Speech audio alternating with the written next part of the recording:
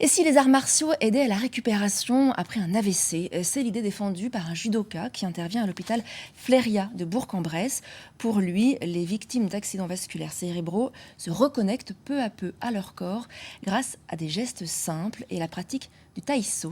Les explications de Franck Grasso et Marie Redortier. Une ceinture noire à l'hôpital. Pierre Nérat est conseiller technique en judo. Mais aujourd'hui, sur les tatamis, ses élèves sont des patients en rééducation. On va faire un petit salut, comme ceci. On incline le buste.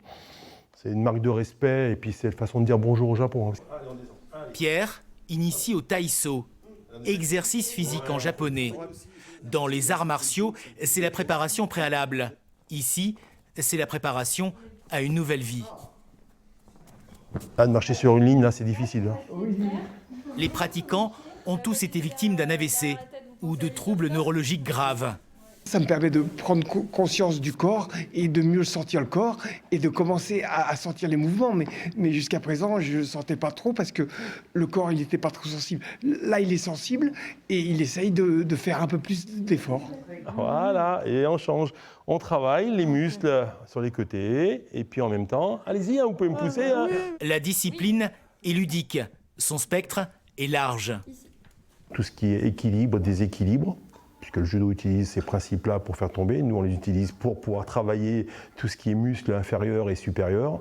Et puis surtout le travail de la chute. Je vous retiens. D'accord. Là, voilà. Semaine après semaine, on voit vraiment les bénéfices que ça leur apporte et eux aussi le voient dans leur quotidien. Ils sont plus en confiance, ils ont moins peur de chuter parce qu'ils savent qu'ils vont être capables de se relever, de se rattraper sans se faire mal. Alors on va aller là-bas, ouais. On travaille dur pour qu'on revienne à peu près d'aplomb, moins qu'à bosser. On a vraiment des gens très courageux. Ils veulent réussir, ils veulent retrouver la fonction d'une main, d'une jambe, d'un côté.